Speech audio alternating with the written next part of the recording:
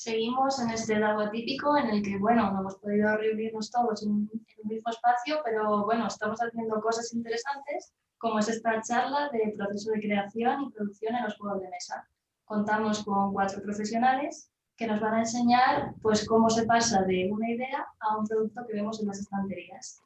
Tenemos a Eloy Pulladas, uno de los autores más activos que ya cuenta en el mercado con títulos como Orbital, Shikoku, Troya, Veracruz 1631, Wanted Seven. Bienvenido, Eloy.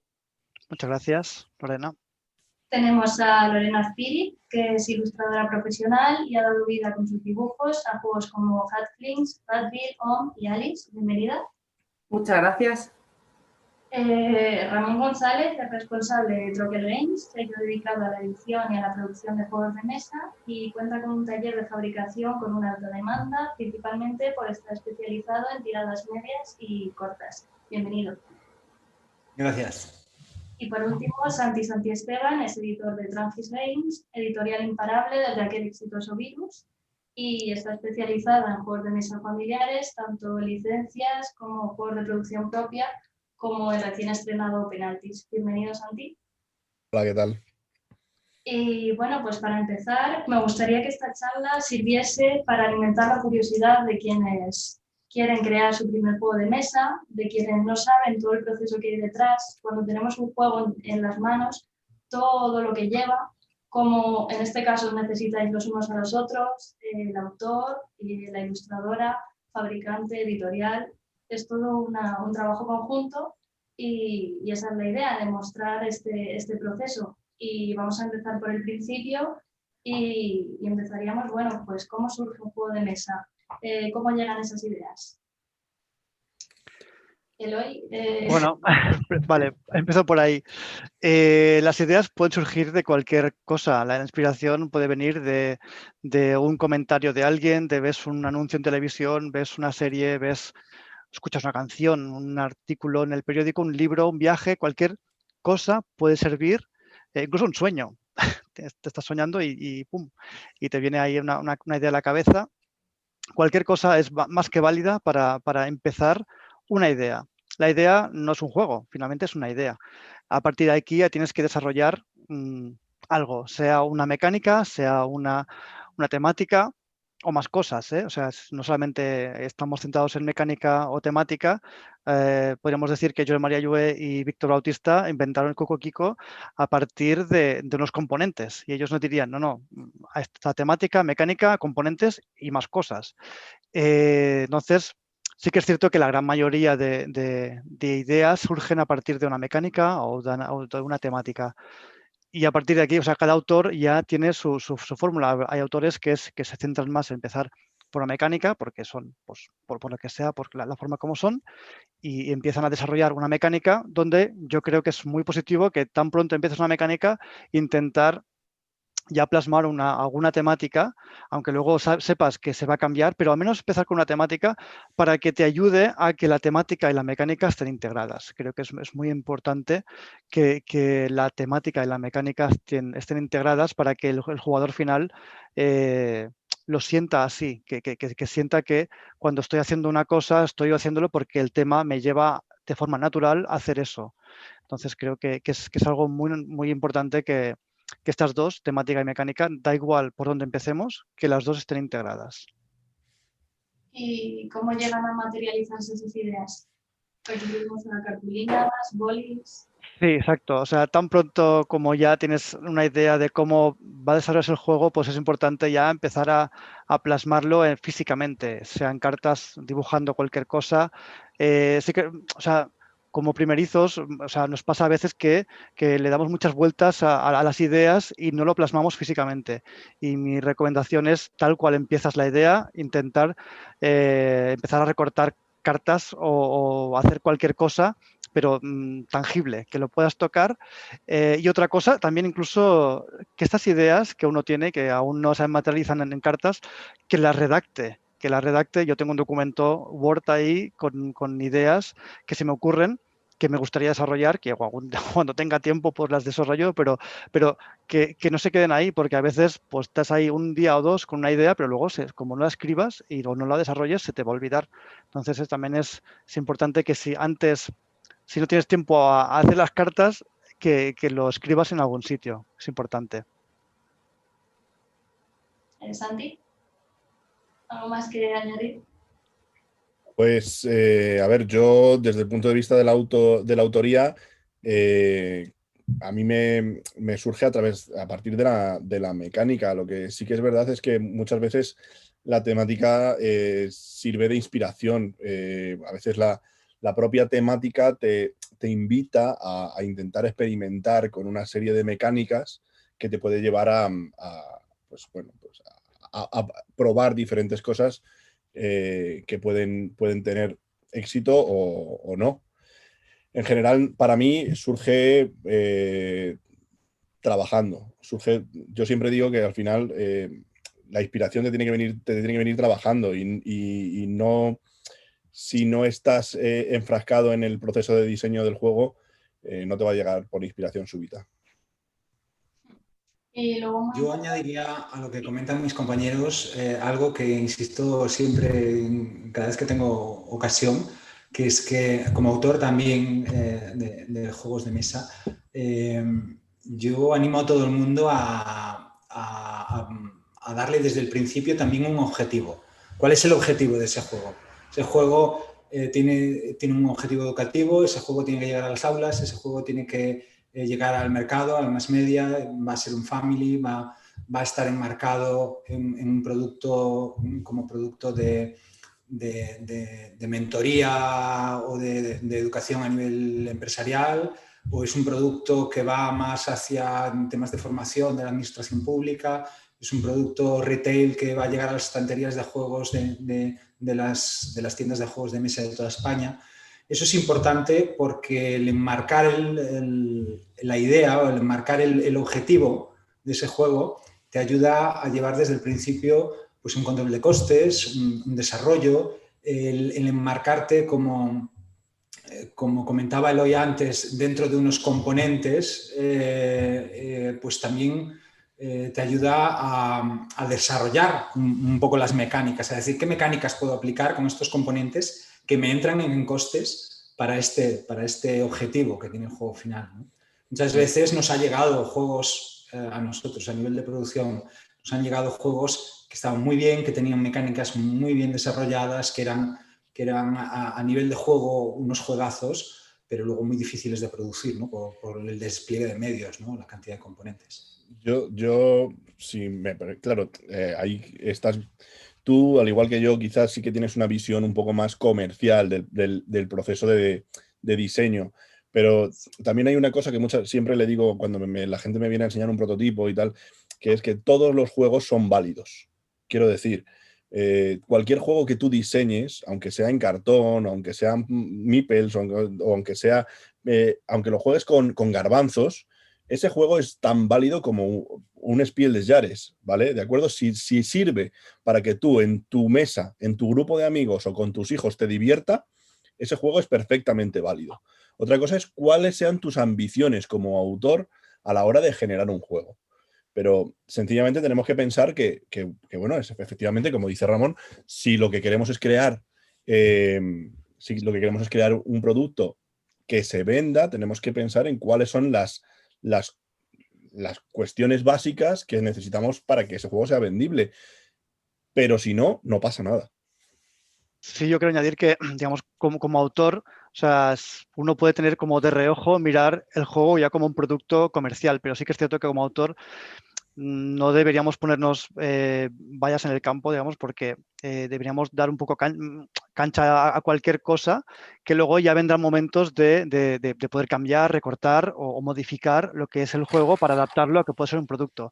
Pero a la hora del diseño inicial, aunque sea, sí, es cierto, de reojo deberíamos mirar un poco cómo puede llegar a ser comercialmente el juego como producto, pero no frenarnos a pensar, ostras, estos son componentes muy complejos, quizá no me tiro para atrás. Si el juego tiene componentes complejos, pues adelante y luego ya se verá si realmente se puede modificar, se puede hacer cualquier cosa, un apaño, Sí, o realmente se hacen con componentes complejos. O sea, yo pero creo que... lo que intento decir, Eloy, es que, por ejemplo, hay muchos juegos que nunca salen a la luz, que no se ven ni siquiera como print and play, que ejecutan, por ejemplo, los profesores para utilizarlos en su aula, porque dentro de ese entorno le funciona, ¿de acuerdo? Sí. Entonces, él o ella necesita una herramienta lúdica para que pues, los niños, por ejemplo, aprendan una lección. Pues genial. El problema muchas veces es que cada vez que creamos un juego tenemos esa visión de que todo tiene que ser comercializable. Y a lo mejor no es así. A lo mejor tu juego, que funciona perfectamente entre tus alumnos en tu aula, se debe quedar ahí porque ha sido diseñado para ellos. Entonces, no todo tiene por qué tener un carácter comercial. Correcto. Hay muchos proyectos que llegan a fabricarse incluso y no son comerciales. De hecho, podría decir que en Truquel Games, cerca de la mitad de los juegos que fabricamos no llegan nunca al mercado. Son juegos para colegios, para administraciones públicas, hemos hecho juegos para reinserción social, juegos para determinadas empresas, para temas de formación. Hay un mundo de juegos más allá del mundo retail de juegos. Claro, y de verdad que es que no los invalida como juegos. Esos juegos son tan válidos como otro cualquiera. El juego que te pide la administración para aprender, que los niños aprendan circulación vial en el pueblo de no sé dónde, es tan válido como cualquier otro juego. Lo que pasa es que, bueno, pues lo paga la administración o a lo mejor lo juegan un grupo más pequeño de personas o más concreto, pero como autor, si de verdad has llegado al objetivo del juego, quizá debería ser pues divertir a la gente que lo juega. Otra cosa es que te den un espiel de Yares, que esa es otra película. En esa búsqueda del objetivo, ya sea divertir, comercializar, hacer juego educativo, el testeo es fundamental, ¿no? Y suele ser preferible con gente que no sea de tu entorno, ni familiares ni amigos, para que sea algo más objetivo. Sí, totalmente cierto. O sea, el testeo es básico. O sea, si no hay testeo, no hay juego. Hay que testearlo. Sí que es cierto que como una primera instancia puedes tomar prestado el tiempo de tu familia o amigos, pero obviamente rápidamente tienes que saltar a probarlo con otros entornos, con gente, sea en grupos de testeo, sea en mi caso, por ejemplo, pues con otros autores, con editores o con el público general. Ahora quizá con la pandemia es más complicado, pero cuando hay ferias, festivales, jornadas, etcétera, siempre son muy buenos momentos para sacar el juego, sacar el prototipo y ver cómo reacciona el público general. Y es un buen momento.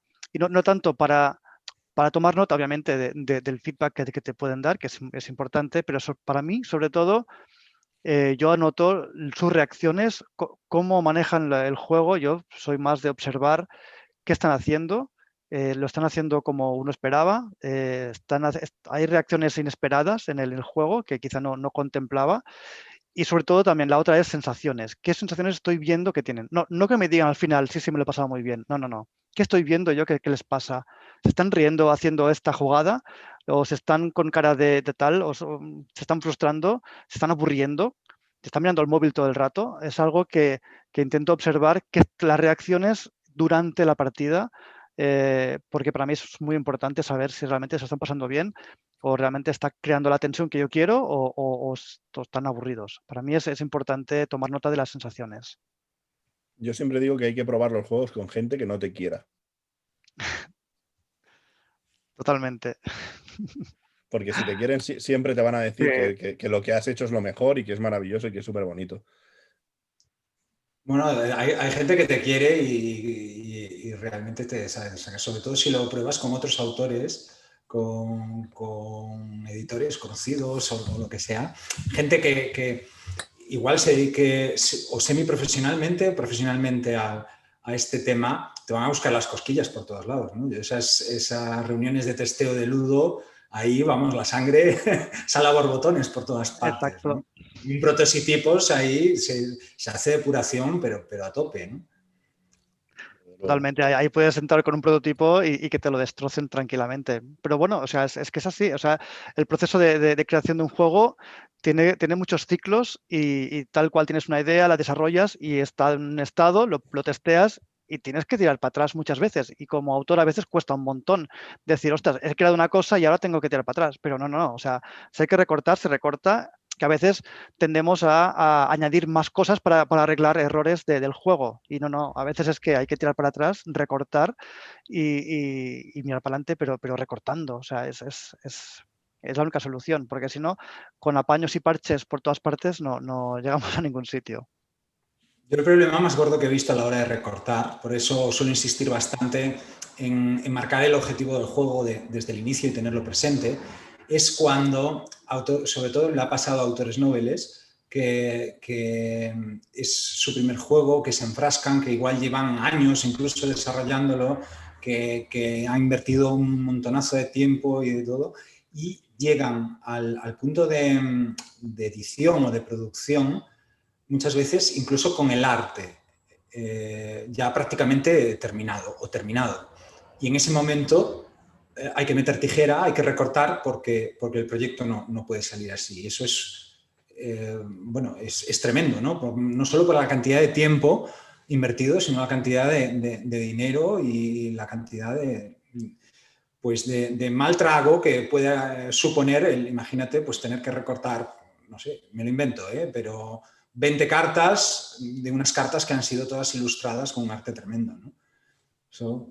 Esas cosas han pasado, yo las he visto, las he vivido, y eso es lo que recomiendo que intentar evitar, que no pase nunca de llegar al final del proyecto sin haber tenido presente el objetivo del mismo, porque entonces ese recorte puede sangrar mucho.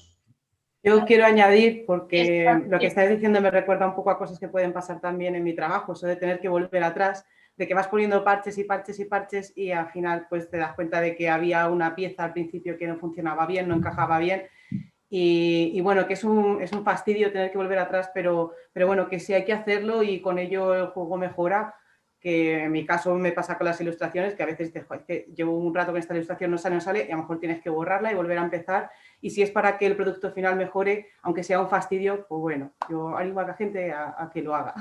No, es que no hay que hacerlo. O sea, el problema es que no hay que claro, hombre, llegar, sí, no hay que llegar a ese claro, punto, no pero hay que si llegas...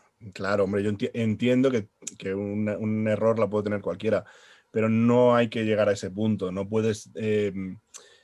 yo muchas veces cuando la gente me entrega un prototipo muy bonito, me refiero a muy trabajado, con un arte ya diseñado, o ni siquiera, no con el trabajo de un ilustrador, pero sí que se ha tomado la molestia de hacerle un diseño gráfico muy potente, yo le digo, pues, ¿para qué has perdido el tiempo en esto? O sea, esto nunca va a ser el producto final. Bueno, puede servir quizá para que me llame a mí la atención, pero realmente suele ocurrir una cosa que no tenemos en cuenta, que es que una vez que hemos invertido tiempo y trabajo en diseñar algo, nuestra cabeza, nuestra mente, nos va a bloquear, nos va a intentar evitar a toda costa que eso lo modifiquemos para no perder el trabajo que ella ha invertido en hacer.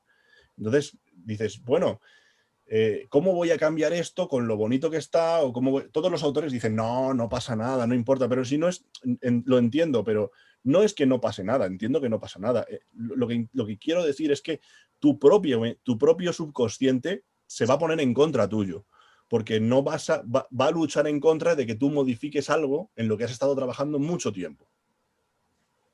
Y entonces, claro, todo lo que dice Santi, tremendo, y se vive constantemente. Claro, sí. Al final, y esto es tan válido como a nivel de mecánicas que uno desarrolla mecánicas que luego no quiere recortar, como a nivel de ilustración o de diseño gráfico, que uno pues dedica un montón de tiempo en diseño gráfico o en ilustración que luego habrá que recortar o modificar de forma drástica. O sea, eso vale para cualquiera de las etapas. Claro, sí, me refería un poco a eso que decía Santi, que tu propio cerebro te está diciendo no lo hagas tal, pero hay veces que tienes que... Sí, pero evitándolo todo lo posible, pero hay veces que si te ves en la tesitura de sacar algo que sabes que no está mal o retroceder un poco y volverlo a hacer, yo soy... Pero eso, Lorena, es en una cuestión, ya creo que es en un proceso del diseño del juego mucho más avanzado. A mí lo que me gustaría saber es si a ti te ha llegado algún diseñador novel con un prototipo para preguntarte que si quieres darle arte o ilustrarlo antes de que, o sea, que no sea una editorial. Sí. y luego a veces no vuelves a saber, oye, que estoy pensando hacer un juego tal, y luego no te vuelven a escribir y de vez en cuando lo piensas, ¿qué pasaría con este muchacho? ¿Haría juego o no?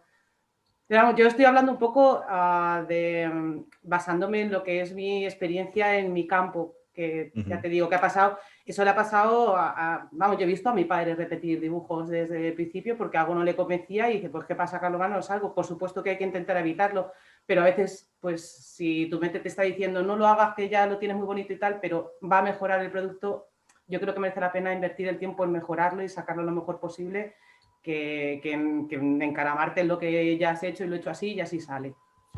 Yo creo que igual el problema viene desde el punto de vista en el que te encargan un trabajo, ilustrar un juego, ilustras ese juego con un presupuesto, unas horas de trabajo, todo esto, entregas la obra, está todo terminado y luego te llegan, no, tenemos que cambiar todo esto porque todo esto nos lo han echado atrás, ¿sabes? Y ahí llega el conflicto de decir, sí, pero eso es otro trabajo a mayores, claro.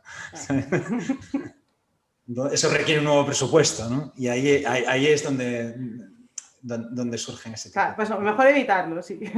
Sí, pero bueno, que errores efectivamente podemos cometer todos. Yo sí que prefiero muchas veces, bueno, a mí los prototipos de Eloy, por ejemplo, me encantan porque los ha hecho él con un boli en su casa. O sea, a veces se le ocurra un poco, pero es que es más que suficiente, porque realmente yo lo único que necesito es que el autor, a veces, y muchas veces, ahora es difícil por lo de la pandemia, pero muchas veces digo, prefiero que seas tú el que me lo cuentes, no me mandes el prototipo, prefiero que seas tú el que me lo cuentes, y si tú me lo cuentas, si eres capaz de transmitirme esa pasión del juego, el intríngulis que tiene el propio juego, no me va a hacer falta que esté diseñado con Photoshop ni nada por el estilo. Yo voy a saber ver qué es lo que hay detrás de ese juego. Y pues los últimos prototipos que vi, por ejemplo, contigo, pues eran así, estaban hechos. Era básico, o sea, Claro, unas para cosas mí es que sea funcional. Para mí lo importante es que el prototipo sea funcional, o sea, a nivel de lo que es un autor, su final es que el prototipo sea funcional, no que sea bonito, simplemente que sea funcional para que cuando quien lo testea se sienta, o sea, que se sienta cómodo testeándolo, sabiendo que va a testear un prototipo, que no se encuentre como que no entiende las cartas, que no entienda el tablero, simplemente que sea agradable a lo que es, a la función que tiene que hacer, que tenga unos iconos que sean más o menos claros. Yo no tengo ni idea de ilustrar, no tengo ni idea. Yo cuando hago mis prototipos tiro un poco de Google Imágenes porque no tengo pero ni idea de dibujar. Es que a eso voy, es que con eso que tú haces es más que suficiente. Y 4 iconos que coloco por ahí las cartas o en el tablero y ya está, porque no sé de diseño gráfico, lo justo, y ilustrar cero. Entonces, bueno, pero es que yo creo que el prototipo tiene que llegar a ese punto, no puede, como tú decías, Santi, antes, o sea, una cosa súper bonita hace que finalmente el autor como que subconscientemente quiera que ese arte acabe llegando al producto final. Claro, es que eso es empezar la casa por el tejado un poco, ¿sabes? Totalmente. Si empiezas primero tiene que funcionar el juego y luego ya lo adornaremos. Primero pones los cimientos y luego vas construyendo la casa. Correcto. Sí, la idea es exactamente eso, que si un prototipo ya te lo dan ilustrado, igual puede ser precioso, pero si la temática es de naves, si tú lo quieres de gatos, pues poco se va a poder hacer. Pero realmente cuando ya nos decidimos a hacer el prototipo, porque un prototipo como tal lo necesitamos tanto para enseñarlo en ferias, para enviarlo a medios de comunicación, es algo en lo que siempre insisto mucho, en la promoción previa, no solo cuando juegas en tiendas.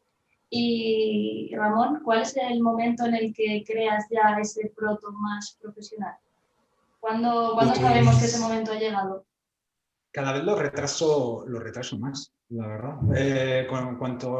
Cuanto más avanzo, cuantos más años he rodado en el mundo de los juegos de mesa, más estoy retrasando los prototipos finales. Es más, ahora mismo Tropel Games ya no realiza prototipos individuales para autores, porque sí lo hicimos en el pasado, pero porque creo que es un error. Creo que como dice Santi, no deberían hacerlo, no deberían de llegar a la editorial con un producto impreso por una fábrica profesional, ¿no? Ni mucho menos.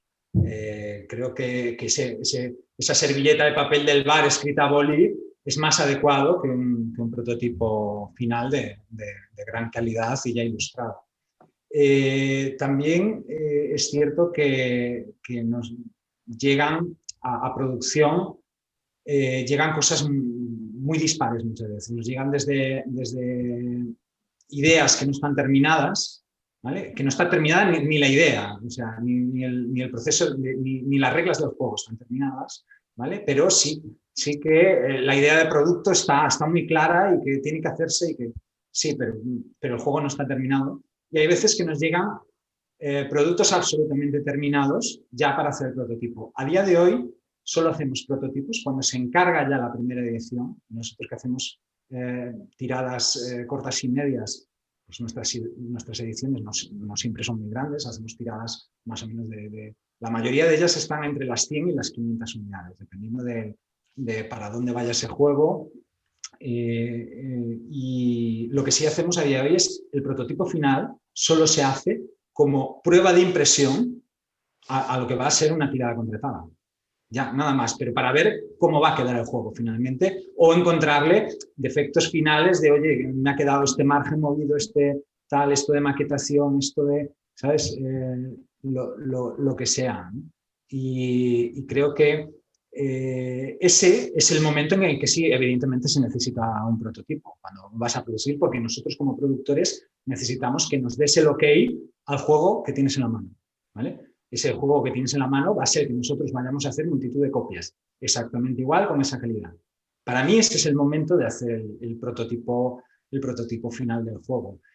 Quizás antes sí que es cierto que puede venirte bien el tener algo que enseñar para crear hype o para campañas de crowdfunding, para enseñar el juego, para todo este tipo de cosas, tener algo que enseñar puede ayudarte, ¿no? Pero tampoco ese algo que enseñar no tiene por qué ser el juego. Es que quizá deberíamos distinguir entre lo que viene siendo una precopia de producción y un prototipo. Un prototipo es, pues eso, una cosa que no está terminada. De lo que tú estás hablando ahora es en esa copia previa de producción que ya está todo finalizado o casi finalizado y que vas a utilizar pues para llevarlo ya no te diría para llevarlo a editoriales a enseñarlo, a intentar venderlo, sino para que las editoriales, por ejemplo, lo lleven a Essen y lo puedan mostrar a sus partners o para, como dices tú, para campañas de crowdfunding o cosas así.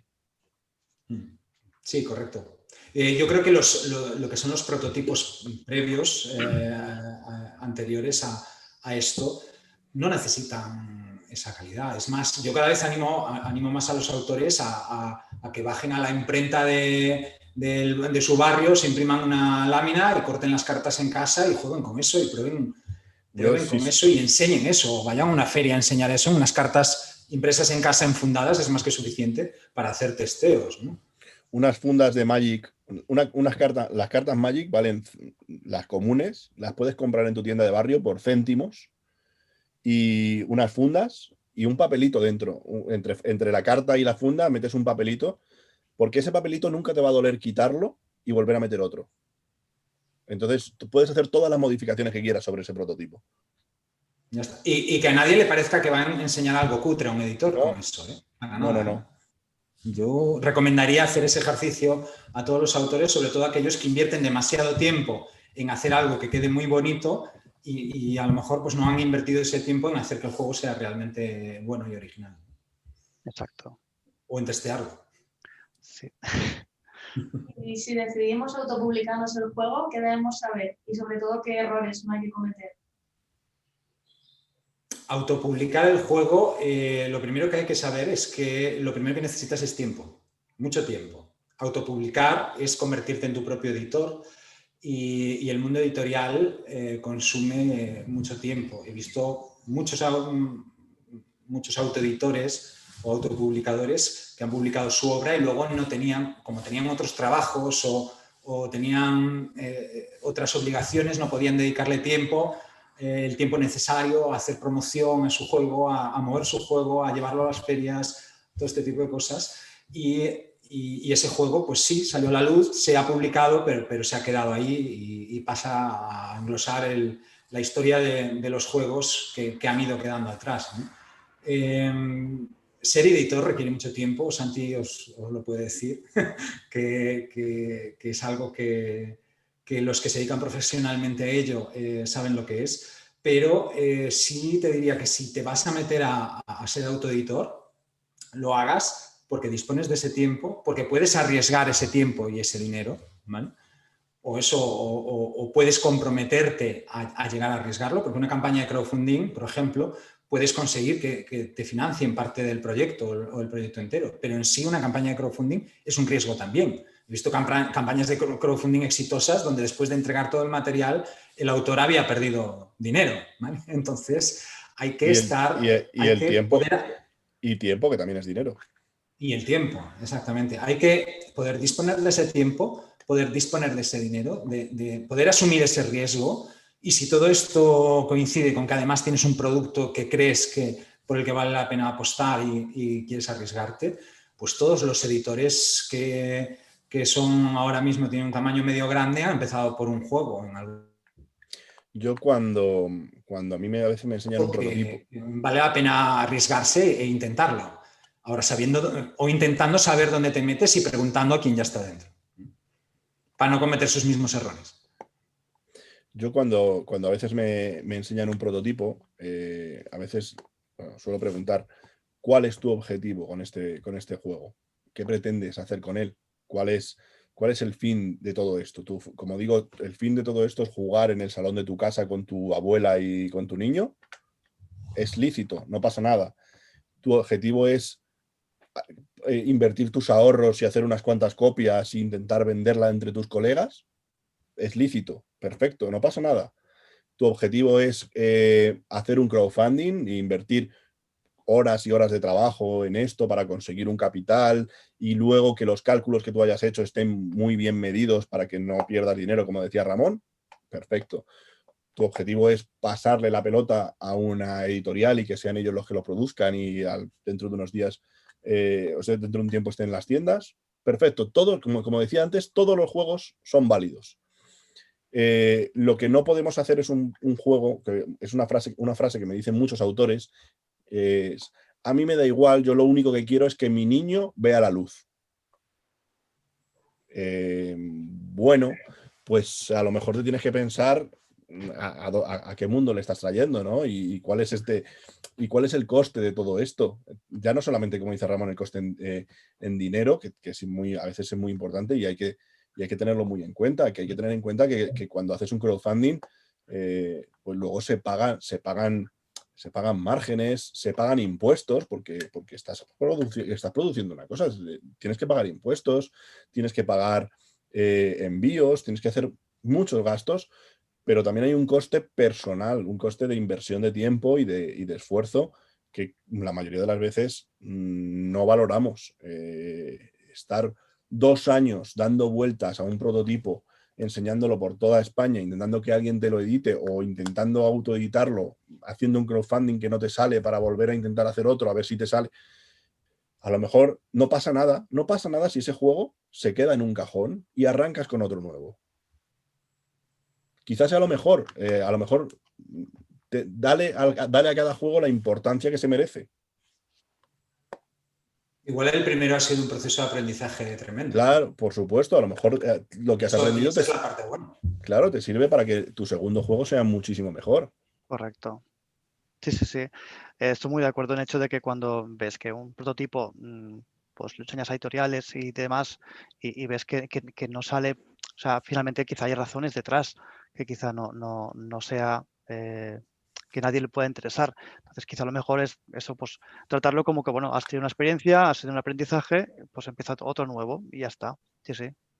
Pero todos conocemos autores que llevan fácilmente 3 años con su prototipo, 3 o 4 años con su prototipo, que ya han hecho campañas de crowdfunding y no les han salido, que han invertido muchísimo dinero en ilustraciones, en pagar a ilustradores, en pagar a diseñadores gráficos, en ir a todos los eventos, a todas las ferias de España, que perfecto, porque te lo has pasado genial. en todo este recorrido. Pero si después de todo esto no te sale, a lo mejor es el momento de pensar que esto es un prototipo y lo puedes dejar en un cajón y retomarlo dentro de 2 años, y a lo mejor dentro de 2 años has adquirido nuevas habilidades o nuevos conocimientos que te ayudan a desarrollar ese producto. Hay una frase que siempre digo, que es que en el mundo de los juegos de mesa las ideas no tienen fecha de caducidad. Y esa la pondría en mayúsculas para que todos los autores lo tengan en cuenta siempre. Tus ideas no tienen fecha de caducidad, y como hace Eloy anotándolas en su documento de ideas para posteriori, hay veces que las ideas ya desarrolladas también pueden dejarse en un cajón y sacarse dentro de unos años, donde ya tengas más bagaje, sacas tu juego, tu proto que tenías ahí desde hace 5 años, lo vuelves a jugar y dices, hostia, pero ¿cómo la pude haber cagado en esto? Mira, ahora ya sé que no debería de hacer esto, que tengo que cambiar lo otro, que tengo que, ¿sabes? Adaptar esto de aquí. Es un proceso de depuración y de años. Todos estamos aquí aprendiendo. Yo todo lo que he aprendido en estos últimos años, trabajando en el mundo de los juegos de mesa, pues ahora me paro a pensar en todo lo que pensaba o lo que creía o lo que creía saber cuando empecé, y digo yo, pues mira, ¿sabes? Ingenuo de ti, ¿sabes? Y bueno, es un proceso de aprendizaje, ¿no? Un bagaje que vas pillando, y los veteranos, pues se les nota normalmente en los juegos de mesa, en los prototipos, se le nota que los veteranos llegan al proceso de ofrecer su juego con el prototipo cada vez más verde, ¿sabes? O cada vez en fase previa, incluso cuando ya cogen confianza con editores, le plantean ideas antes de desarrollar el propio juego. Oye, mira, si un juego de este estilo te podría encajar y tal, porque si te encaja, lo trabajo, si no, no, ¿eh? ¿Sabes? Claro. Y se agradece, ¿eh? Y bueno, y cada vez lo ves más que llegan a esos puntos de desarrollar el juego, y cada vez con juegos normalmente con costes más ajustados, con mecánicas más desarrolladas o más originales, con un proceso de depuración previo de producto, con un producto, pero con todo lo que incluye la palabra producto. Mucho más desarrollado en base al mínimo producto viable, o sea, cómo tiene que ser mi juego, ese famoso MVP, ¿no? En inglés, ¿no? El mínimo producto viable, qué es lo mínimo que tiene que tener mi juego para que sea el juego el producto final que estamos buscando, ¿no? Y eso se nota en la experiencia, que cada vez llega, con los años, desarrollas mejores juegos con menos paja. Y para quienes no tienen esa experiencia, ¿cómo ajustamos el diseño para que la producción se abarate y se crea un producto viable, calidad-precio? Pues caminante no hay camino, se hace camino al andar, dice básicamente, para ajustarlo, lo importante es hacer ese camino. Es llegar a contactar con la editorial, que la editorial te diga, oye, mira, esto se nos va por aquí, tienes que ajustar esto, tienes que ajustar lo otro, o llegar directamente, si quieres ser autopublicador, llegar a la fábrica o a la imprenta que te lo vaya a realizar y decir, este es el producto. Normalmente las imprentas hacemos mucha labor de consultoría o a veces de formación incluso, completamente gratuita, que es cuando nos llega el autor, decimos, mira, yo no haría eso, yo cambiaría esto otro, mira, esto se te va a ir de costes, mira, esto puedes cambiar este tablero de 1 metro por 2 metros y hacer algo más recortado que te vaya a entrar en costes, puedes cambiar estas mecánicas para poder ajustar por aquí y por allá, ¿no? Un montón de tareas, de trabajo, que normalmente, bueno, es parte del proyecto, y que son pasos que hay que caminar, es un camino que hay que recorrer, ¿no? Entonces, si quieres llegar a hacer un producto desarrollado y todavía no tienes la experiencia para hacerlo, haz ese camino y vete caminando y tocando las puertas de los que ya lo han hecho, de los que saben, de los que tienen más bagaje, habla con otros autores. La asociación Ludo me parece un instrumento tremendísimo para los autores para para que puedan hablar con compañeros, que le puedan recomendar, que le puedan asesorar, que puedan probar su juego, desarrollar, que le puedan recomendar ilustradores, porque también el juego, el producto en sí, cada ilustrador tiene un arte, cada arte tiene un motivo, puede encajar en un tipo de juego, una ambientación distinta, ¿no? Y ese camino se hace andando, ¿no? Y sin prisas, sin prisas. Yo a los autores nobles le diría que sin prisas, con calma, tranquilo. Si es el primer juego, tranquilo. Haz el camino, vete despacio, que para publicarlo sobra tiempo. Vale, y ahora si decidimos tomar el camino de presentarlo a una editorial, por no tener dinero, tiempo, ¿cómo podemos hacerlo? O sea, está claro que no es necesario enviar un prototipo rebuscado, pero nos tenemos que decantar por una editorial que encaje con nuestro juego o enviarlo a todas. ¿Qué es lo que tenemos que hacer? Bueno, yo creo que evidentemente primero hay que observar el sector, observar las editoriales, sus catálogos, ver qué tipo de juegos publican. Primero, publican juegos autopublicados, o sea, que ellos editan el juego o simplemente hacen licencias. Esta es el primer filtro. Si hacen solamente licencias, no hace falta que llames ahí la puerta. El otro es buscar, o sea, ver, vale, qué tipo de juegos ellos editan. Pues yo tengo un juego familiar, pero ellos solamente hacen Eurogames. Pues no tiene sentido. Yo tengo un juego infantil, pero ellos hacen Ameritrash. No, hay que buscar un poco un catálogo que se ajuste al juego que acabas de diseñar. Luego, ya una vez ya encuentras a una editorial o varias que pueden ser candidatas a que te publiquen el juego, en el sentido de que candidatas a enseñarles, me refiero. Entonces, pues bueno, pues es llamar la puerta. Antes de la pandemia, obviamente, pues lo interesante sería encontrarse con las editoriales en diferentes eventos, jornadas, ferias, etcétera, llamar la puerta a las editoriales, concertar a una entrevista y enseñarles el prototipo. Y nada, sobre todo ahí, en la entrevista, por ejemplo, pues destacar que no tanto enseñar las mecánicas en sí del juego, sino sobre todo enseñar qué tiene tu juego de válido y de diferente al resto de juegos que hay publicados similares a tu juego, porque probablemente es lo que la editorial estará más interesada, y esto Santi no nos lo podrá corroborar, pero cuando hagas esta entrevista con una editorial, lo interesante es destacar qué resalta tu juego, qué tiene que despunta respecto al resto de juegos que existen en el mercado similares a la categoría de tu juego. No sé, Santi, si tú coincides con eso. Sí. Hombre, yo particularmente siempre agradezco lo que pasa es que ahora no se puede, como he dicho antes. Ya. Agradezco que el autor se tome la molestia de enseñar el juego de forma personal, porque muchas veces mandar de verdad, recibimos muchísimos emails diciendo tengo un prototipo y quiero enseñarlo. Muchísimos, casi a diario recibimos uno o dos. Bueno, pues ten en cuenta eso. Ten en cuenta que yo recibo un email diario diciendo tengo un prototipo. Como dices tú, ¿qué tiene de diferente tu prototipo que haga que a mí, en mi bandeja de entrada, me llame la atención? Porque, bueno, ese es el primer paso y creo que para eso pues tenemos que tener imaginación.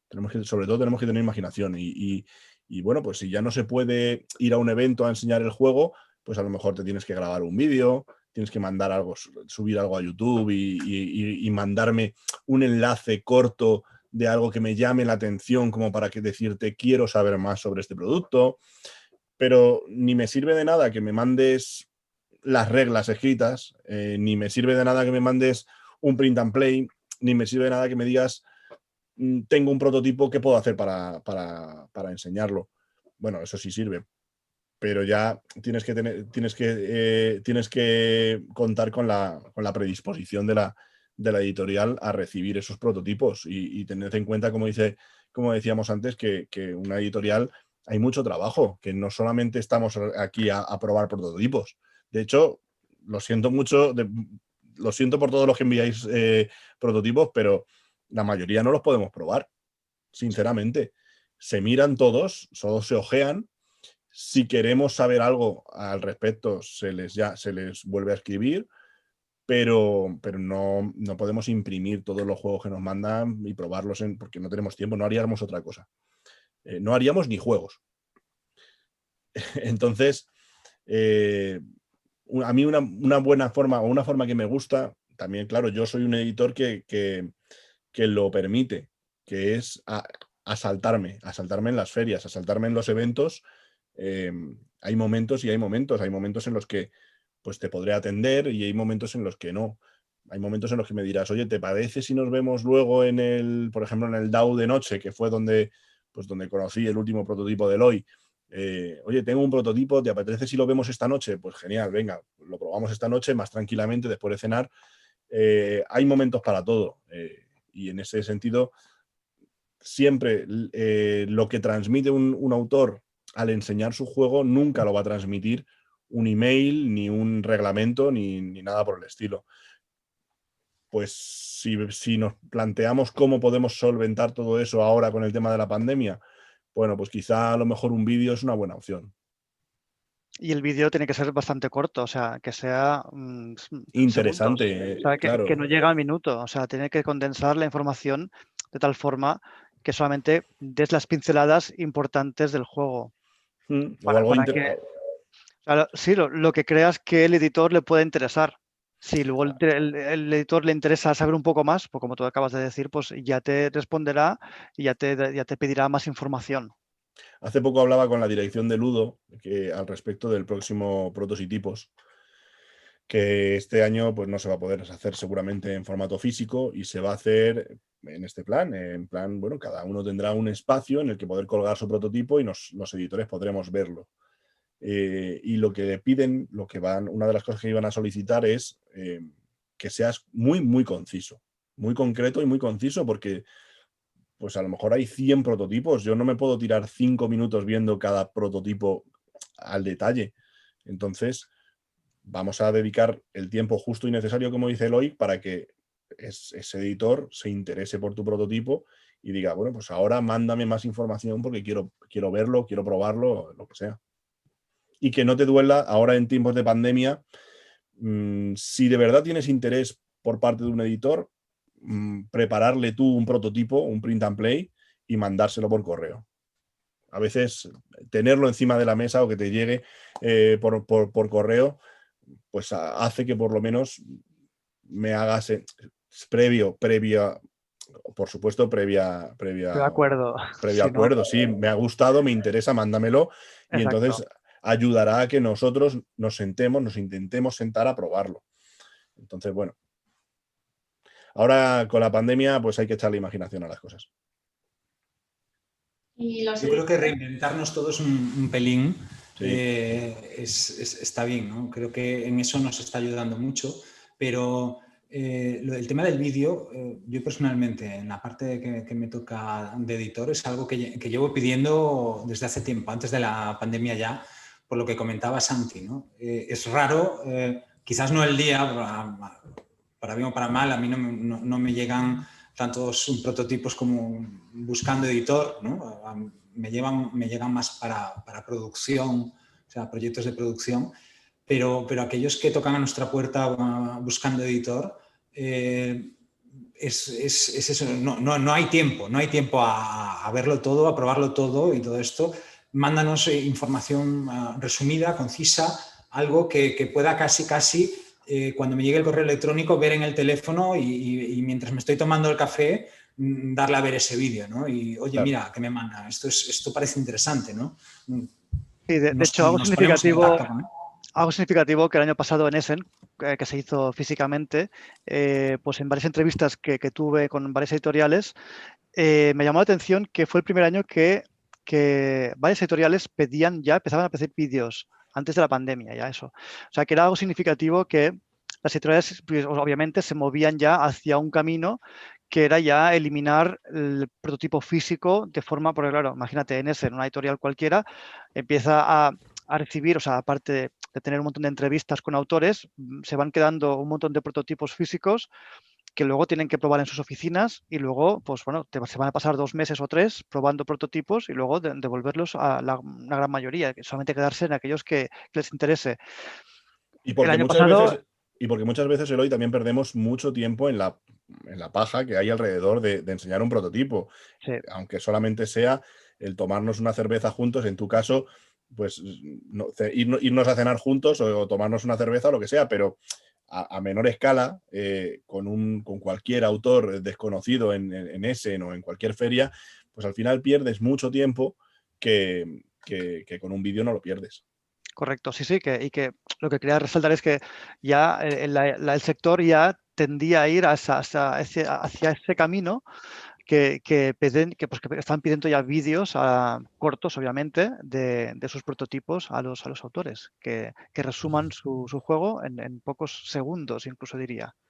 Yo animo a los autores también a estudiar el poder hacer esos vídeos, esas demostraciones también utilizando plataformas virtuales como el Tabletop Simulator o similar, porque a mí me han enviado, personalmente me han enviado vídeos cortitos de 1 minuto, 1 minuto y medio, grabados rápidamente, capturando la pantalla con el Tabletop Simulator, una versión virtual del juego.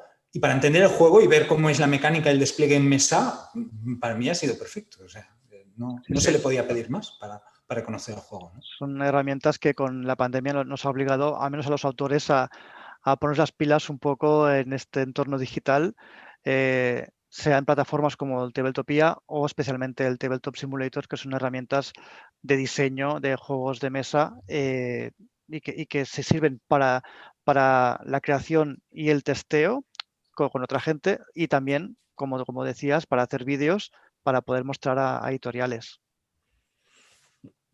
Y me imagino que no será fácil decir que no, porque ¿cómo lo dices sin hundir a alguien?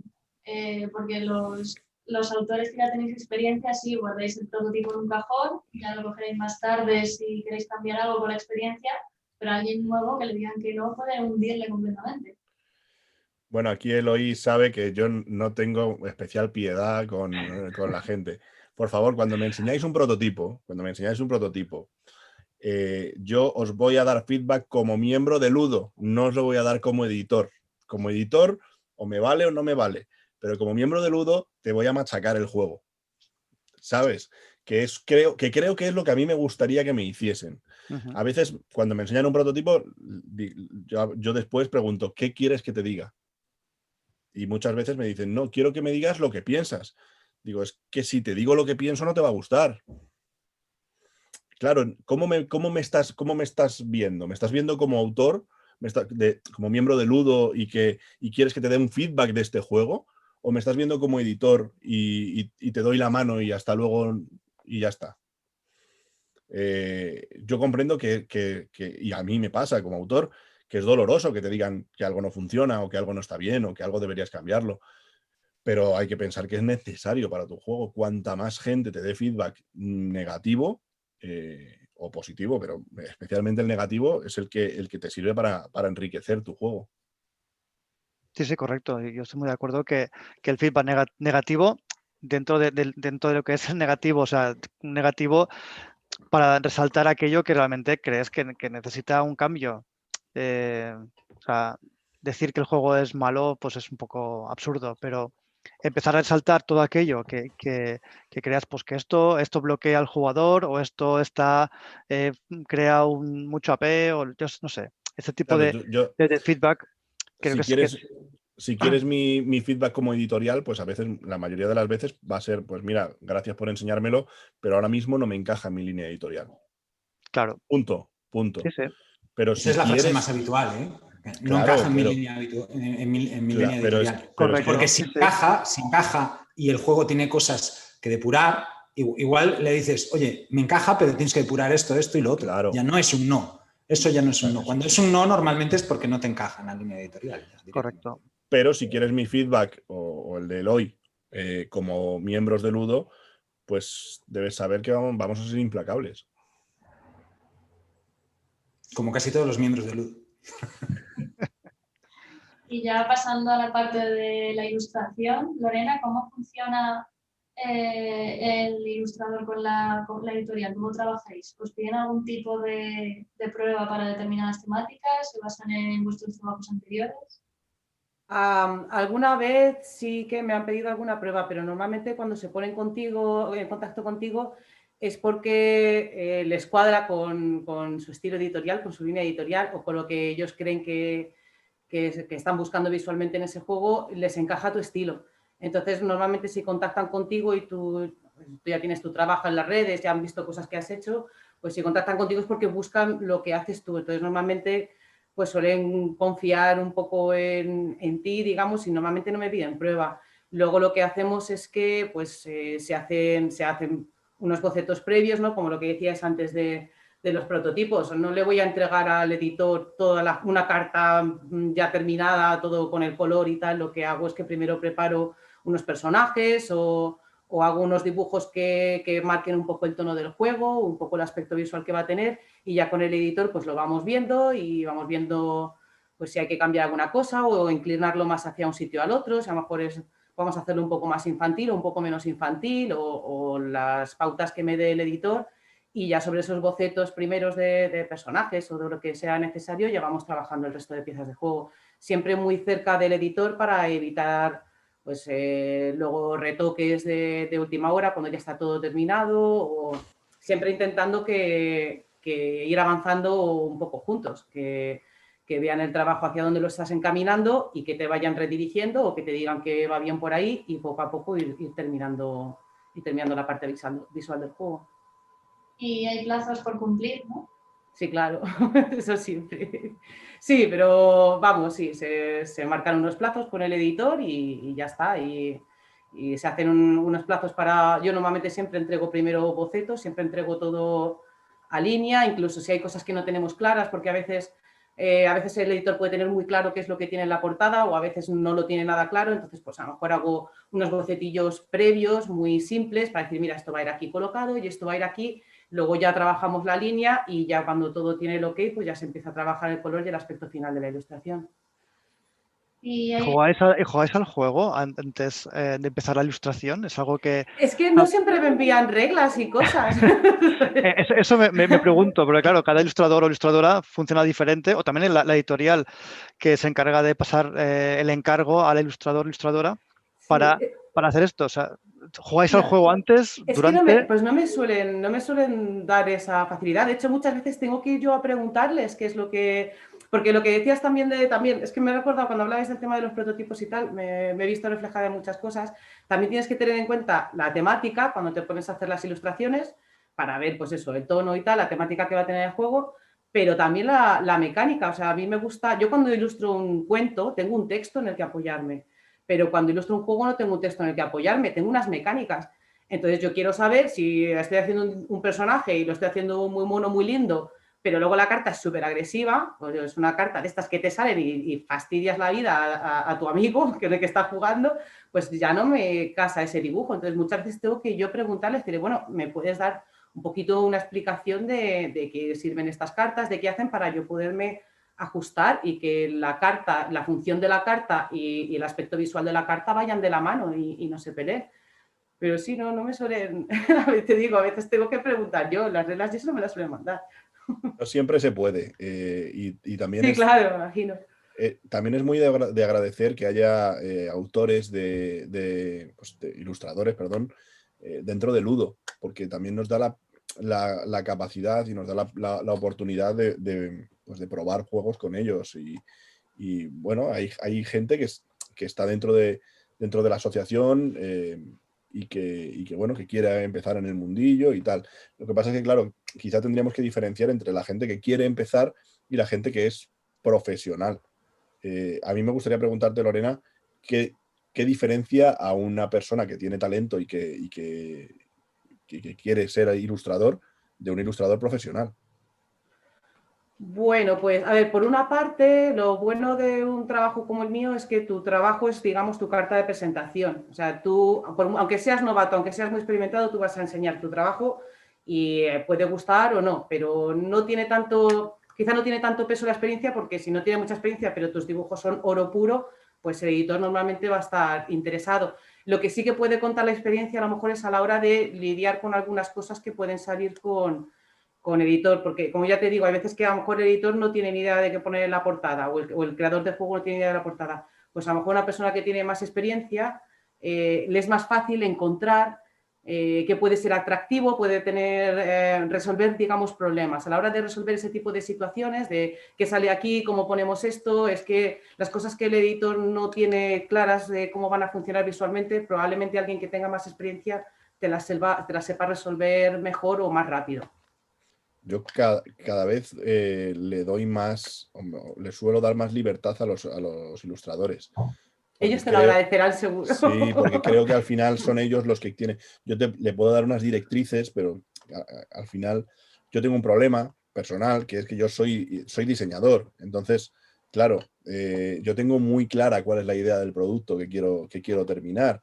Y a veces soy yo el que se tiene que bajar de la burra y entender que esa otra persona también es profesional en lo suyo y que seguramente él o ella va a hacer lo mejor también para este producto, porque, como dices tú, también es su carta de presentación. O sea, al final, una buena ilustración no solamente habla del juego, también habla del ilustrador. Sí, a mí, hombre, yo aprecio que me dejen libertad, claro, siempre dentro de unas pautas, porque no puedes hacer tampoco lo que te dé la gana, ellos que me den unas pautas, pero yo suelo apreciar que tener libertad y además me anima más a probar cosas, porque lo que te puede pasar muchas veces si te están todo el rato diciendo, pero es que quiero esto así, esto tal, y te van acotando tanto, que al final no sabes muy bien qué hacer, ya no estás tan cómodo trabajando porque no puedes probar cosas. Porque además, como he dicho antes, entregas los bocetos antes. Entonces, yo puedo experimentar y puedo probar y si luego al editor no le gusta eso que yo he hecho, pues podemos recular y cambiar las cosas. Pero por lo menos, si tengo esa libertad, no me van acotando tanto el trabajo, yo me siento más libre de a lo mejor probar cosas un poco más atrevidas o no sé, cosas así. Iba a decir que creo que la implicación y la pasión en el proyecto es básico, tanto por parte del ilustrador como por parte del autor, como por parte del editor, ¿no? Se nota en los productos finales que llegan luego al final a la producción, se nota aquellos en los que se ha invertido pasión y aquellos que son puros instrumentos o herramientas de trabajo, ¿vale? Para cumplir determinados fines, que como dice Santi, también está bien, ¿vale? O sea, un juego no tiene por qué ser todos impresionantes en todo. Hay algunos que solo cumplen pues, un objetivo y ya está. Y con que cumplan ese objetivo el juego es completamente válido, ¿no?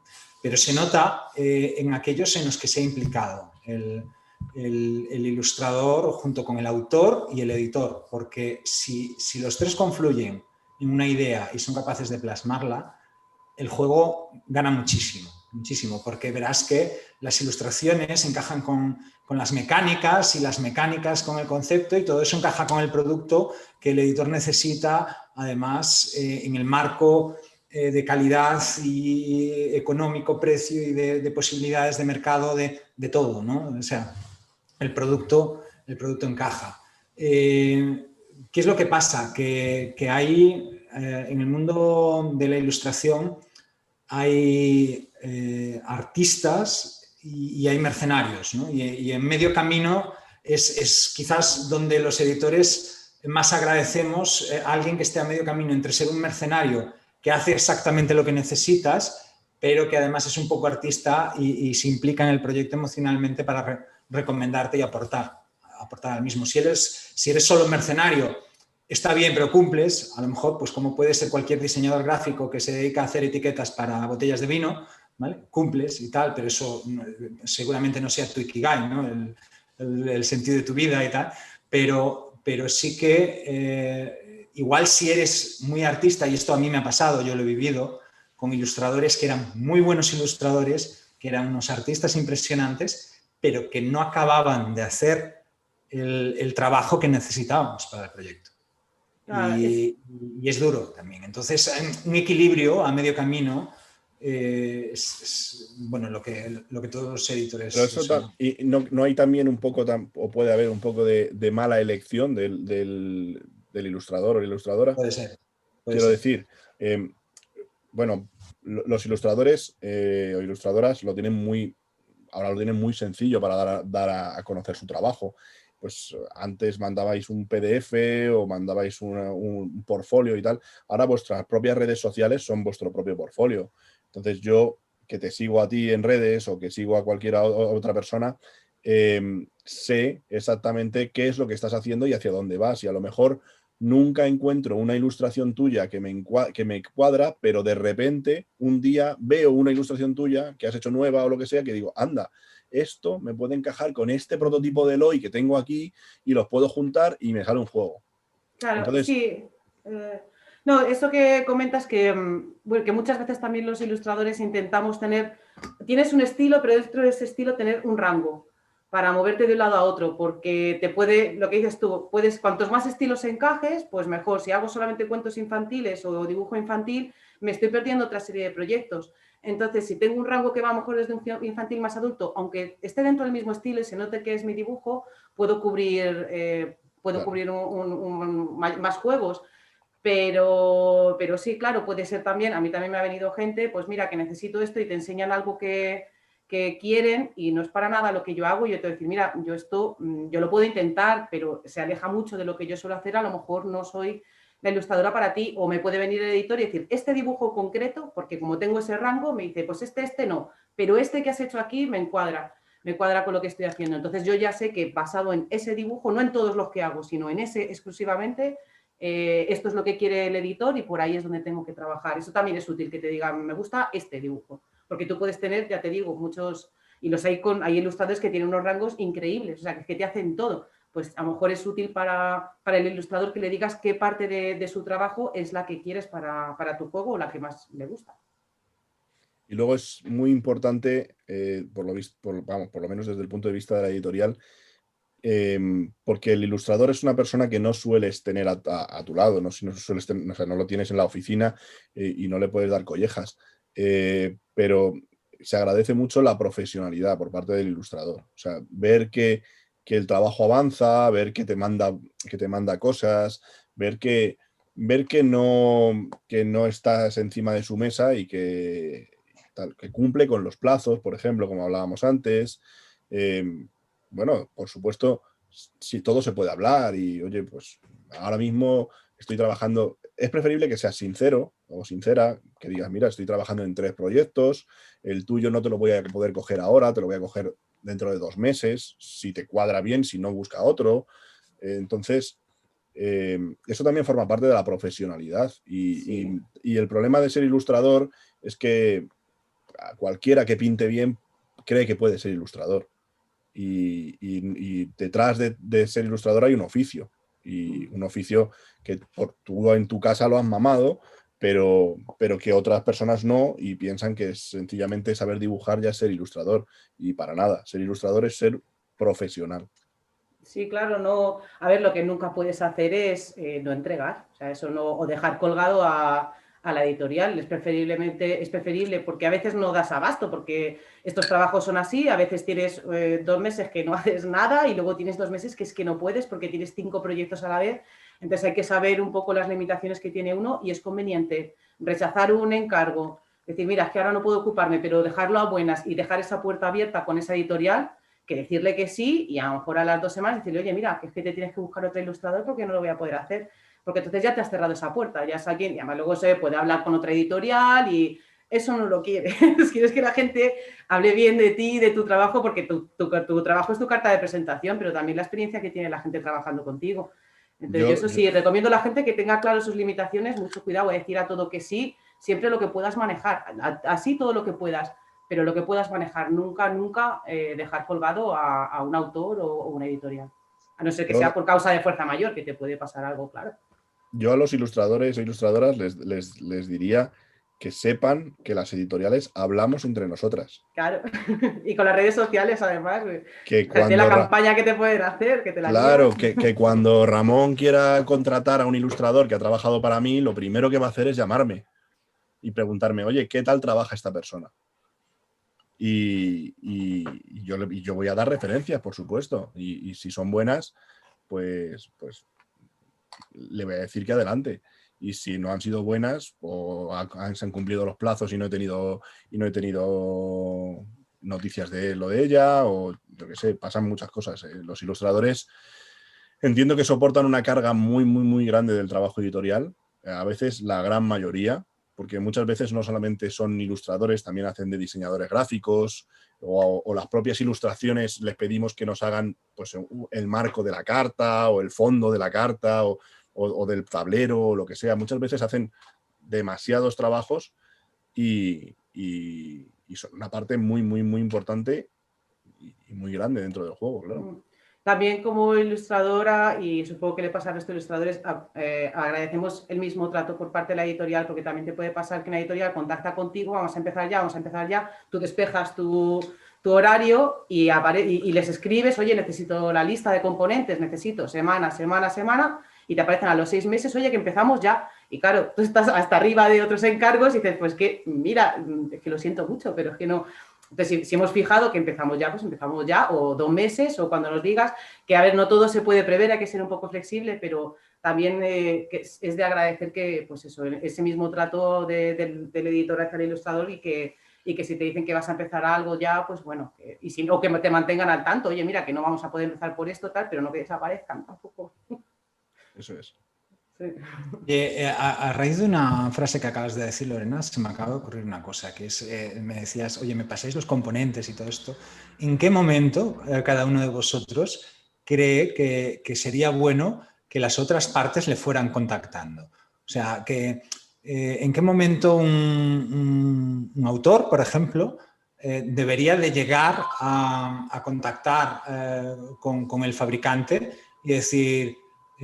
oye, Ramón, mira, quiero aplicar estas mecánicas en este juego y tal, ¿me recomiendas algún tipo de componente o se te ocurre algún tipo de material o mecánica o componente o lo que sea que pueda aplicar a estas mecánicas?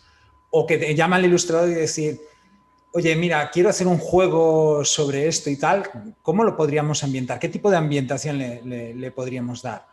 Va a tener estas mecánicas, o que llame al editor, como comentábamos antes, esto lo comentábamos antes, oye, tengo esta idea, ¿no?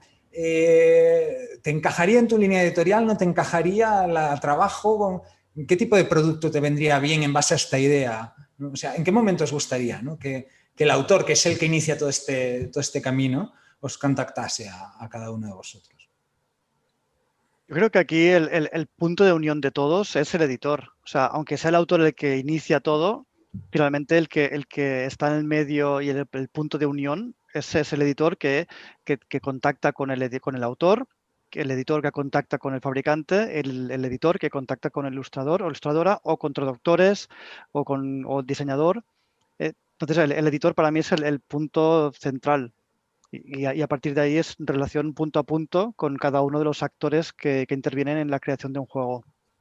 No sé si estáis de Pero acuerdo en sí eso, que pero... creo que quizá lo que Ramón dice es que a veces nos perdemos poder hacer que nuestro juego sea mejor por no hablar con los editores o con los fabricantes de sus capacidades. A veces pues nos conformamos con un MIPEL estándar o con un dado normal y corriente porque no queremos incrementar el coste del producto y tal, y a veces yo les digo, claro, yo muchas veces digo, pues, pero puedes permitirte hacer esto porque venga, pues a lo mejor por mi capacidad productiva o porque, pues yo qué sé, mira, tengo en la mano la moneda de penaltis, ¿de acuerdo? Paco propuso una moneda de cartón, me parece que era lo que un troquel con una moneda de cartón. Bueno, vamos a hablar, espérate un momento, vamos a buscar alternativas, a ver si conseguimos algún material que sea mejor, estudiamos fichas de póker, estudiamos y al final encontramos, esto es una chorrada, y encontramos un fabricante de, estas son las monedas que te dan cuando en los guardarropa, ¿sabes? Cuando tú dejas la chaqueta y te debe dar una monedita, pues un fabricante de Bélgica que hacía este tipo de monedas. Entonces, fíjate qué tontería, pero yo de otra cosa o de otro trabajo o de otra historia conozco a alguien que me podría hacer un componente que le viene al pelo a tu juego. Entonces, esa comunicación pues quizás es importante. O yo qué sé, de cara al ilustrador, pues decirle, bueno, no te emociones con este componente que a lo mejor no es tan importante y dale más importancia a esto otro. Porque a veces nos enseñan auténticas obras de arte que luego que van a ir en una fichita.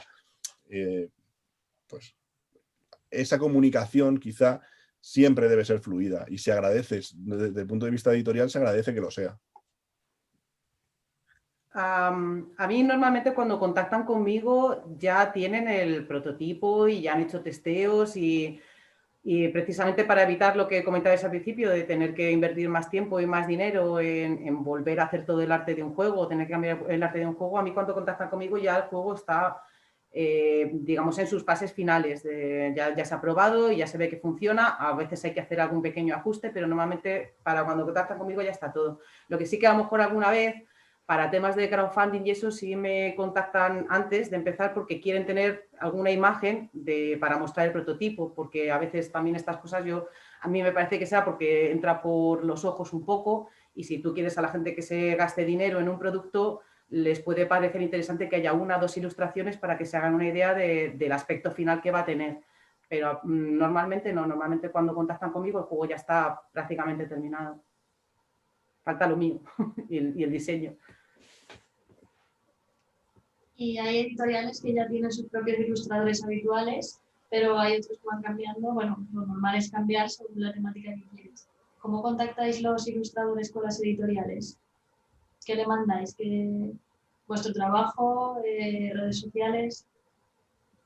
Sí, pues se le manda un portfolio o un portfolio web o un portfolio en PDF o te siguen muchos en redes sociales y muchas veces contactan directamente contigo porque han visto algo que en ese momento ven un dibujo tuyo en Instagram o lo que sea y están pensando en un juego, en un prototipo y caen en ti. Y luego también, pues claro, ya no, pero en ferias y en eventos, pues también aprovechar que están allí con sus puestos y tal y pues enseñarles lo que tienes, enseñarles los juegos que has hecho y dejarles tu contacto y ver si tienen algún momento algún juego que les case contigo, porque es que efectivamente hay muchos tipos de juego y muchos tipos de ilustración y pues tienen que ir emparejados, que la parte visual y la mecánica y la temática del juego tienen que ir emparejados. Es difícil conocer ilustradores que se estén familiarizados con los juegos de mesa. Es bastante complicado. La mayoría de ellos o vienen del mundo del cómic o vienen del mundo de, yo qué sé, de otros tipos de cosas. Y cuando les cuentas que lo que tienen que hacer es un juego, que tienen, pues a veces de verdad te miran con cara de extraño. Incluso en estas rondas en las ferias en las que a veces tenéis los propios ilustradores, tenéis unos puestos, ¿verdad? Yo he conocido muchos ilustradores que me han mirado con una cara de ¿qué me estás contando? Pero si yo me dedico a hacer muñequitos, ya bueno, pero es que a lo mejor tus muñequitos me encajan para mi juego, pero no saben ni de qué le estás hablando, y al final pasan y dicen, no, pues mira, ¿por qué no le preguntas a este otro? Y es un poco frustrante porque a veces ellos mismos se cierran esta puerta y bueno, otras veces les asaltas porque les encuentras como dice Lorena, una ilustración. Yo me acuerdo una experiencia muy curiosa cuando estaba empezando, pues lógicamente al final pues de todo se aprende, como decía Ramón. Empezando, cuando decidí empezar a ilustrar Mondrian, hay un ilustrador maravilloso que se dedica a hacer arte cubista para revistas. Y cuando le pregunté por el precio, me cobraba por hacer una portada de Mondrian casi 5.000 euros. Pues yo no sé, claro, él trabaja, pero claro, yo estaba preguntándole a una persona que trabajaba para la Rolling Stone. Entonces, claro, pues yo no sé cuál es el bagaje que tiene esta gente, pero quizá esa gente tampoco entiende que luego tu juego puede estar en muchas partes, en muchos sitios en el mundo, que lo puede ver mucha gente, que lo va a jugar y a disfrutar mucha gente, y a veces los mismos ilustradores no saben de qué va este mundillo. Entonces, a veces es preferible trabajar con ilustradores que sí lo conocen. ¿Sí? Me extraña, yo pensaba que los ilustradores eran más jugones. Bueno, como todo, supongo que como en todas las profesiones hay frikis y no tan Claro. frikis. No sé, yo es que todo lo que tiene ilustración me tira para usarlo, ¿sabes? Yo juego en parte por eso, porque te entra también visualmente y tengo juegos solo porque son bonitos. Sí, claro, pero bueno, pues ahora no está, no está tan de moda quizá, pero pues en la época de tu padre, cuando los ilustradores trabajaban para los videojuegos, por ejemplo, pues ahí había un nicho grandísimo y había algunos de ellos que no les saques de ahí. O ilustradores que se dedican a hacer yo qué sé, tiras cómicas o arte para revistas o algo así, que realmente tienen tanto volumen de trabajo en su día a día porque les llama, pues ya te digo, a lo mejor les llama El País o les llama Rolling Stone o les llama no sé qué, y que no se paran a hablar con un editor que le está hablando de hacer una tirada de 2.000 o 3.000 unidades de un juego. Ni les preocupa. Pero y a veces a lo mejor me encaja. Ese es el ilustrador que a mí me encaja y a veces prefiero decir, bueno, pues voy a buscar a otro que quizá no me encaje tanto, pero que sepa de este oficio y sepa qué es lo que hay que hacer, que sepa darle márgenes a los troqueles, por ejemplo, que cuando dibuje una moneda no te dé la moneda solo, sino que le dé un poquito más para que el troquel quede perfecto, cosas que al final, como a todo, pues nos lo da la experiencia.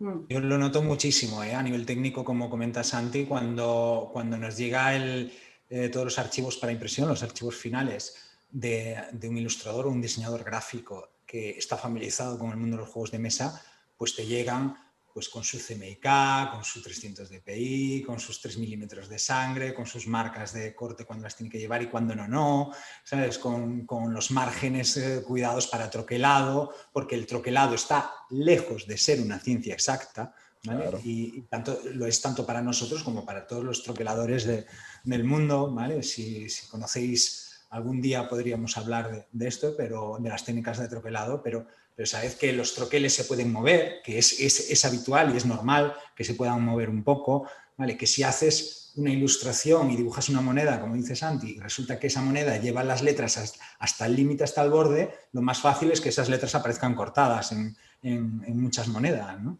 Y ese tipo de cosas se nota muchísimo. No sé, lo más sangrante que he visto es grandes ilustraciones que nos llegaron, que estaban en RGB, y claro, nosotros tenemos que imprimir en CMYK, lo tenemos que convertir a CMYK.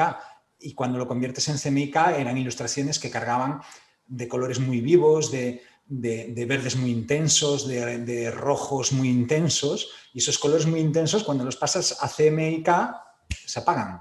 De repente ya no es el mismo color, ¿no? Esas ilustraciones pierden su colorido, ¿no? y su calidad. O directamente pixelan, o cuando ves, no sé, nos tiene llegado una portada donde el logotipo se ve bien porque tiene la resolución correcta, pero el fondo se ve pixelado porque cogieron una imagen pequeñita y la ampliaron para meter de textura por detrás, ¿no? O cosas de estas. Y se nota cuando es un profesional, se nota mucho. Yo recomiendo que contactéis siempre con profesionales, y si es un amateur, saber que es un amateur y que tenga alguien, un buen mentor o un buen tutor por detrás que le vaya recomendando cómo hacer el trabajo. Claro, que por algún lado hay que empezar también, que a lo mejor Claro. empiezas y eres un torpe y a tu tercer juego eres lo más y la gente está peleándose. A los que empiezan, pero siempre con una buena mentoría y una buena tutorización. Yo cuando contrato a alguien, esta semana que viene, por ejemplo, va a empezar una persona nueva en nuestro taller y viene para utilizar unas máquinas que probablemente nunca ha utilizado en su vida, pues porque no encuentra ninguna persona con experiencia que haya utilizado este tipo de máquinas, ¿no? Claro. Entonces, no se me ocurre ponerla delante de la máquina y decir, ala, empieza a producir. Tendré que enseñarle, tendré que tutorizarlo, hacerle unas clases teóricas, luego unas prácticas y luego una revisión constante y estar a su lado, ¿sabes? Explicándole todos los trucos del manejo de una máquina como esa. En el mundo del diseño y la ilustración de juegos de mesa es un poco igual, ¿no? Todos tenemos que empezar, está bien, pero no empecemos solos y creyendo que lo sabemos todo, ¿no? Y yo como ilustradora creo que es bueno probar cosas nuevas, que a lo mejor nunca te habías planteado hacer un juego de mesa, pero si te sale la ocasión, Tú lo hablas con el editor y le dices, pues eso, yo no he hecho esto nunca. Yo a veces que me vienen con cosas que no he hecho nunca, oye, mira esto, o mira, no lo he hecho nunca, pero si me dices cómo entregarte los archivos o lo que sea, pues lo hacemos. Y oye, pues es una puerta que te has abierto, que a lo mejor de ahí luego te pueden salir muchos otros, Claro. que no hay que cerrarse puertas, que abrirse todas las que puedas y además probar cosas nuevas, pues también es divertido y también puede desenquistarte un poco, que a lo mejor llevas 2 años nada más que haciendo cuentos infantiles y a lo mejor es refrescante encontrarte un proyecto que es distinto y el hecho de lo que dices tú, que se nota cuando lo disfrutas, pues a lo mejor empiezas y lo disfrutas y acabas disfrutando mucho ese trabajo que no sabías muy bien por dónde empezarlo. Yo, volviendo a lo que decía antes de que los editores hablamos entre nosotros, yo no he tenido el gusto todavía de trabajar con Lorena, aunque sí hemos hablado de varios proyectos y le he presentado alguno y tal, pero al final no nos ha surgido. Pero sí que es verdad que la mayoría de los editores que han trabajado con Lorena hablan muy bien de ella. Qué bien. Entonces, al final, pues es un poco eso, es ser profesional en lo que haces, porque muchas veces esto, que al final nos dedicamos a jugar, pues da la sensación de que es un hobby, ¿no? Y que a veces hacemos los prototipos y hacemos las cosas como, pues desde un punto de vista más lúdico, ¿no? O más informal, pero detrás de esto hay gente pues que vivimos de ello y que pretendemos ser profesionales y que la industria de los juegos de mesa en España tire para adelante. Es cada vez, yo lo comentaba en el Prototipos de este año pasado, bueno, por todos los cambios que hubo en Ludo, en la directiva y todos los replanteamientos que se estaban haciendo, yo defendía, creo que nuestro sector es cada vez más grande, las cifras así lo indican, los últimos análisis de la Asociación de Fabricantes de Juegos y Juguetes de España ponen ya al sector de los juegos de mesa como el tercer sector en volumen de facturación después de las muñecas y de los juguetes infantiles.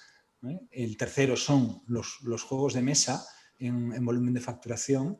Y no están teniendo en cuenta en esas cifras toda la facturación de las editoriales medias y pequeñas que no están dentro de esa asociación, ¿vale? O sea que realmente es un sector cada vez más importante, cada vez más profesional, cada vez más profesionalizado en cuanto a que la gente que hemos empezado desde hace años ya empezamos a acumular cierta experiencia. Las editoriales, hay algunas que tienen mucho más rodaje y llevan en esto muchos años, pero otras que empezaron como noveles a día de hoy, pues ya empiezan a tener 4, 5, 6, 7, 8 años de experiencia encima y ya se empieza a notar que empieza a haber una profesionalización también en los ilustradores, también en los autores, y esto se nota mucho a nivel de la calidad de los juegos de mesa españoles, que a día de hoy no tienen nada que envidiar a la de ningún otro país. Yo como editor no tengo nada en contra del tema de licencias y todo esto. Creo que apostar por licencias extranjeras de juegos que ya sabes que han triunfado, que son muy buenos juegos y todo esto, pues es una apuesta empresarial segura y completamente lógica. Pero a día de hoy, apostando por nuevos juegos, en España tenemos una calidad de autores y de ilustradores tremenda, ¿no? Y también de fabricantes, no digo con una boca pequeña, pero vamos ahí, cada vez vamos haciendo mejor nuestro trabajo, ¿no? También como hobby quizás hemos empezado todos aquí, me parece, o casi todos. Sí. Pero poco a poco esto cada vez es algo más que un hobby, ¿no? Sí, de hecho, yo muchas veces le digo a la gente que dé el salto a la profesionalización cuando no tenga más, o sea, cuando el hobby le esté comiendo demasiado tiempo a su trabajo principal, que es lo que hice yo. O sea, realmente llegó un momento en el que yo me lo tomaba como un hobby, pero hay que tener en cuenta que realmente le estás dedicando tanto tiempo a este hobby que ya es un trabajo y tienes que poner una balanza y decidir a qué te quieres dedicar. También la profesionalidad por parte de los autores también se denota y los hay que, bueno, también pues supongo que dependerá pues de la experiencia que tengan. En el caso de Eloy, pues ha publicado un montón de juegos, sabe cómo funciona el mundillo, sabe cómo tratar con los editores, sabe qué es lo que tiene que presentar y qué es lo que no, y eso también se nota en un autor. Sí, pero igualmente probablemente los autores somos los últimos en el eslabón de que nos vamos a profesionalizar, porque bueno, yo creo que los autores, con contadas excepciones, todos tenemos nuestras profesiones aparte, y digamos que creo que son contadas excepciones aquí, al menos en España, que pueden vivir solamente de la autoría. Luego ya, obviamente, hay editores, fabricantes, ilustradores. Si lo trasladas en porcentaje al número de, por ejemplo, escritores que publican libros pero que no se dedican solamente a escribir, puede estar más o menos igual. Quiero decir, hay mucha gente que en su tiempo libre decide escribir un libro, que tiene la suerte de que encontrar una editorial que se lo publica, pero que no deja su trabajo por mucho que sea escritor. Entonces, bueno, al final depende del tiempo que te requiera. Correcto, sí. También hay un tema que deberíamos tener en cuenta, que el trabajo de un autor no tiene por qué venir solo por la publicación de juegos para un mercado mayorista o un mercado retail final, ¿no? de juegos de más media, de tienda de juegos de mesa, para que nos entendamos todos, ¿no? Hay un montón, se están haciendo un montón. Claro, yo lo vivo en mi día a día.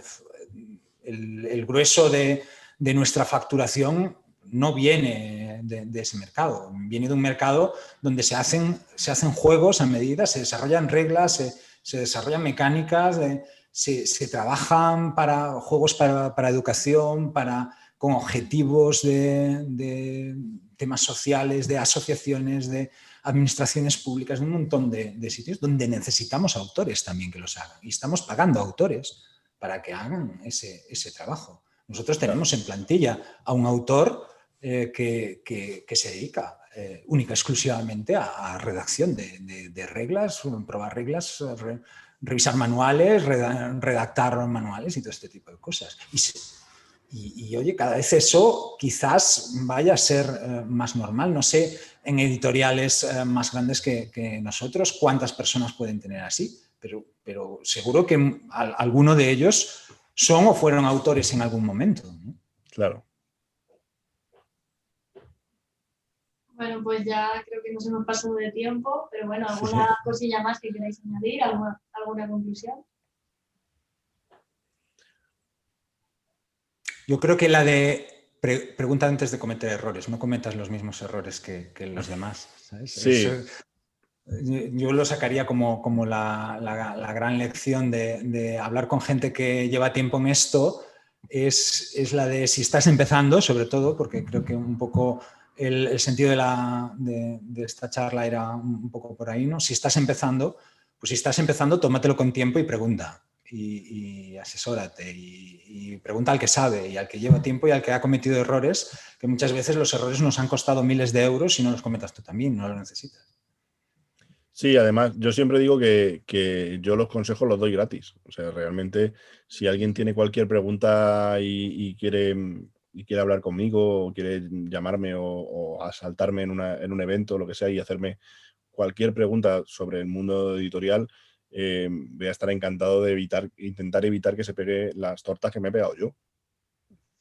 Porque bueno, al final, esta gente resulta que cuando dices son tu competencia, bueno, pues al final no, ninguno somos competencia de unos de otros, porque en realidad estamos todos intentando hacer que esto funcione y que el mercado de los juegos españoles vaya más. Cuanto más éxito tengan los compañeros, más se fomentará la afición y más venderemos los demás. Yo lo comparo siempre con algo muy español, que son los bares. Cuando tú tienes un solo bar en una sola calle, el bar tiene que ser muy bueno para que la gente vaya a propósito a él. Pero si tienes una calle de vinos, ¿sabes? Donde tienes todas las tascas, los bares, las tascas de vinos y todo esto, con sus tapitas con tal, la ruta es hacértela entera, de cabo a rabo, ¿no? Y esas calles de vinos, tú abres una tasca en el medio y sabes que vas a tener gente, ¿no? Pues los juegos de mesa son un poco parecido. Cuantos más juegos haya, cuantos más editores haya publicando, cuantos más eventos se hagan y cuantos más seamos, más somos también remando en pro de que cada vez haya también más jugadores y que este mercado vaya creciendo. Hoy en día no es raro ver a los niños jugando a juegos de mesa en las escuelas. Claro. Ya a nadie nos parece raro. Eso, cuando nosotros éramos peques y estábamos en la escuela, era impensable. Sacando el ajedrez, a lo mejor, ¿no? Que te lo ponían como actividad extraescolar, pero ya, ¿no? Eso es. Sí, alguna vez también mi madre o que sea que te dice, ¿pero qué hacéis con los juegos de mesa? Tal, pues eso no va para tanto. Dices, mamá, es que esto no es ya de parchís, es que esto ya es complicado. Es que esto me lleva 2 horas o una campaña y tengo que quedar una vez a la semana con mis amigos. Esto ha evolucionado mucho. Bueno, a mí lo que me gusta es que la gente siga pensando que esto es como el país, o sea, como el parchís. A mí me encanta, porque muchas veces, hace un tiempo me decía, Fer del Pequeño Rincón salió a la calle a entrevistar a gente y me decía, joder, es que entrevistó a la gente y la mayoría de la gente no conoce el virus. Digo, pero eso es maravilloso. Eso es la mejor. ¿Cuántos virus tienes por vender todavía, Santi? Claro, tengo muchísimo campo por arar, no pasa nada. No, eso es bueno. Hay mucho por arar, ¿eh? Hay todavía mucho donde llegar y hay mucho por hacer. Y cuando vemos la estantería de Eloy ahí detrás y vemos ese mundo de juegos de mesa todo plagado y tal, decimos, ¡uf! Pero somos muchos, joder. Pues mira, con los muchos que somos, la cantidad de millones de personas que hay en este país todavía pendientes de empezar a jugar y comprar juegos de mesa, ¿no? Eso. Cuidado con el tamaño de las cajas, que luego no caben en las estanterías. Bueno, pero eso solo lo valoráis los frikis. Eso da para otras 5 horas Exacto, el tamaño de las cajas. Tú dibuja para cajas grandes. Vale, oye, a mí lo que me pidáis. Yo lo digo como consumidora, que ya me dices, Dios, que no puedo comprar más. Bueno, pues nada, muchas gracias a todos por participar, muchas gracias en casa por vernos y nada, que próximamente todas esas ideas acaben convertidas en juegos. Gracias. Muy bien. Chao. Muchas gracias.